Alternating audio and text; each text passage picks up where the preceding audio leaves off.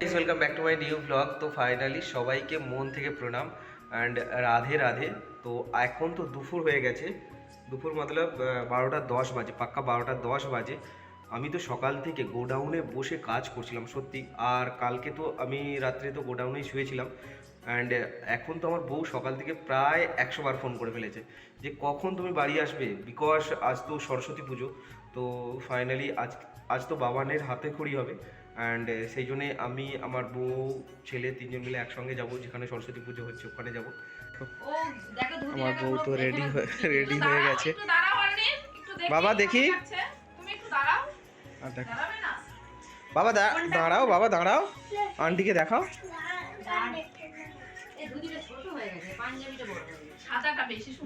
কি সুন্দর লাগছে। এখনো পাঞ্জাবি আছে, পা প্যান্ট আছে, ধুতি পাঞ্জাবি বলতে এই দুটোই আছে, একটা সিলাতে দিয়েছে। 12:30টার সময়, 12:30টার সময় বাউন ঠাকুর আসবে বলেছিল, এখন 1:45 বাজতে গেল। চলে এসছে? হ্যাঁ আসেন, আমি দেখলাম আসেনে। দেখো এখানে আমার ভগবান বসে আছে। এখন তো যাব বাবানকে নিয়ে। বাবা, আর এদিকে আমার বউ তো রেডি হয়ে গেছে, খুব সুন্দর লাগছে, সুন্দর, সত্যি খুব সুন্দর লাগছে। ফাইনালি আমি তো এখন রেডি হয়ে গেছি, দেখতে পাচ্ছ পাঞ্জাবি টাঞ্জাবি পরে, হলুদ পাঞ্জাবি। তো চলো, আমার বউ তো আমাকে ফোন করছে, পূজা মণ্ডপে যেতে হবে যেখানে সরস্বতী পুজো হচ্ছে। তো চলো, ফাইনালি আমি তো এইমাত্র জাস্ট পূজা মণ্ডপে চলে এসেছি। আর আমি এসেছি, পুষ্পাঞ্জলি দেয়া শেষ হয়ে গেছে।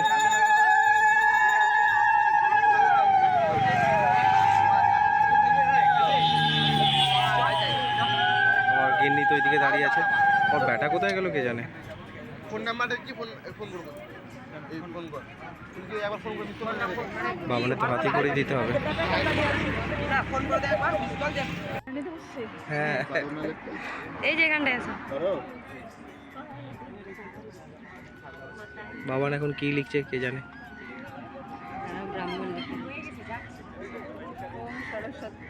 আমাদের গেলা তো এত শিখেছে, মা বাপকে পড়ি। বাবানের তো এখন হাতে খড়ি হচ্ছে।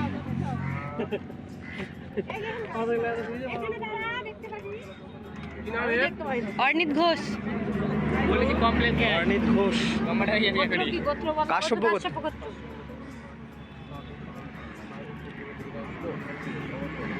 তো গাইস ফাইনালি এইমাত্র তো সরস্বতী পুজো দিয়ে বাবানের হাতে খড়ি করিয়ে নিয়ে চলে এসেছি।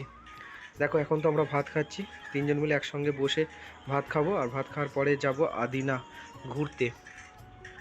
এটা হচ্ছে ফুলকপি আলু পোস্ত, ডাল, বেগুন ভাজা, করলা ভাজা। বউ আর ছেলে তো এখন ভাত খাচ্ছে। এটা আমার থালা। আর ওইদিকে তো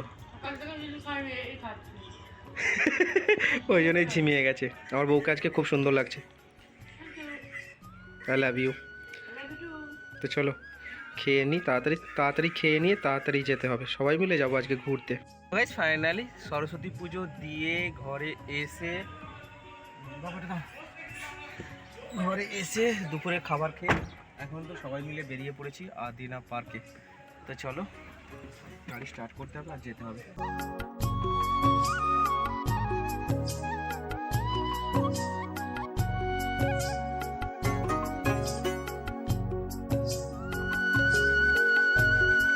ফাইনালি এইমাত্র জাস্ট আদিনা ইকো পার্ক চলে এসেছি গাইজ, প্রচুর ভিড়। তো চলো ভিতরে যাই, ভিতরে গিয়ে তোমাদের সঙ্গে সব কিছুটা শেয়ার করবো। আদিনা ইকো পার্কে ভিড় দেখো। সন্তু কি নিচ্ছ এখানে? সন্তু তুমি কি নিচ্ছ, কি নেবে? বাবরে কি সুন্দর সুন্দর জিনিস দেখো। খেলতে গেছে সে সেখানে। দেখো প্রচুর ভিড় আদিনা ইকো পার্কে। বন্দুক আমার কাছে, ওর বন্দুকটা আমার কাছে। আমার ছেলে দেখবে কোথায় আছে। আদিনা তো বন্ধ হয়ে গেছে, বন্ধ করে দিয়ে। আর ওখানে দেখো আমার বাবান এখন কি করছে। অনেকদিন থেকে ভাবছিল বাবা না না না না না, তুমি একা একাই করো, একা একাই যাও যাও যাও। না বন্দুক নয়, বিরাট বড় পার্ক, বন্দুক নিয়ে চলে গেছে। ফাইনালি এখানে তো ছবি তুলছে, দেখো আমার বউ, আমার বউয়ের বান্ধবী, অ্যান্ড এখানে দেখো কি সুন্দর ফ্লাওয়ার,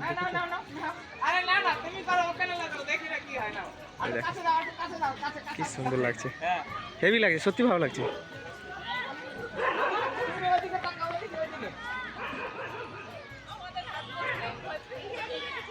না, আই লাভ ইউ। খুব সুন্দর লাগছে, দেখো বাবা এদিকে বন্দুক নিয়ে খেলছে। বাবা, বাবা কি করছো তুমি? ভয় পালিয়ে গেছে, প্রচুর ভিড়। কি করছো? ডান্স করছে। আদিনা ইকো পার্ক দেখো, আর সবাই তো জোড়ায় জোড়ায় বসে আছে। হ্যাঁ হ্যাঁ, যা যা যা যা যা, হ্যাঁ হ্যাঁ হ্যাঁ হ্যাঁ। কিন্তু আমাদেরই কপাল খারাপ, আমি আমার বউকে নিয়ে বেরিয়েছি, আমার ছেলে বউ সবাইকে নিয়ে বেরোতে হয়েছে, কিছু করার নেই।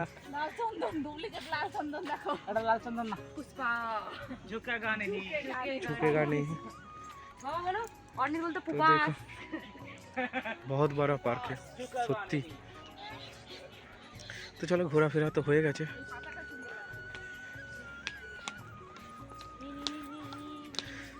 এখন যাব বাইরে। আদিনা ইকো পার্ক থেকে তো ঘুরে ঘর চলে এসেছি। অ্যান্ড গাইজ, যখন গাড়িতে করে গিয়েছিলাম, তো যখন আসলাম না, আমার বউয়ের সত্যি অবস্থা খুবই খারাপ হয়ে গিয়েছিলো, বমি করছিল। তো কারণ সকাল থেকে না খেয়েছিল পুষ্পাঞ্জলি দেওয়ার জন্য। তো আড়াইটা 3টের সময় ঠাকুরমশাই আসার পরে পুজো দিয়ে, পুষ্পাঞ্জলি দিয়ে তারপরে দুপুরে খাবার খেয়েছিলাম। তারপরে আবার সঙ্গে সঙ্গে খাবার খেয়েই আমরা বেরিয়ে গিয়েছিলাম আদিনা ইকো পার্ক। তো খাবার হজম হয়নি, গাড়িতে করে গিয়েছিলাম, গাড়িতে করে এসেছিলাম। সেখানে যে মানুষের শরীরে কী বলতো, রেস্টের প্রয়োজন হয়। তো সেই জন্য আমার বউয়ের শরীরের অবস্থা খুবই খারাপ হয়ে গেছিলো। এখন তো শুয়েছিল, এইমাত্র রাত্রে কি খাবো না খাবো সেটারই সব অ্যারেঞ্জ করতে এখন রান্না করে গেছে। ফাইনালি চলো রাতের খাবারটা খাওয়া যাক। দিদির ছেলেটা এত ভালো না। আর রাত্রে দেখো সব বাচ্চা এখন গরম ভাত করেছে, আলু সিদ্ধ, দুপুরে রয়ে গেছিল পোস্ত, ফুলকপি আলু পোস্ত। আর দেখো বাবা ওইদিকে কি করছে। না, দীপ খুব ভালো ছিল, খুব ভালো ছিল। তো চলো রাতের খাবার খেয়ে তো যাবো গোডাউনে। কার মতো? দিদির ছেলের মতো। এত শান্ত না আর এত ভদ্র। রাত হয়ে গেছে, এখন তো দেখো 11টা বাজতে যায়, 10:42। তো ফাইনালি আমি তো ডিনার তো আমার হয়ে গেছে, আমি আমার বউ একসঙ্গে বসে ডিনার করছিলাম রাত্রে। অ্যান্ড আজ তো সরস্বতী পুজো, এখন তো আমি শুয়ে পড়বো। সত্যি সকাল থেকে আজকে খুব এনজয় করেছি। আজকে তো সরস্বতী পুজো ছিল, সরস্বতী পুজো তো ভালোভাবেই কেটেছে। তো চলো এই ভ্লগটা এখানেই শেষ করছি। কখনো কোনোদিনও সব থেকে বড় প্রবলেমে পড়ো না, ভগবানকে ডাকবে।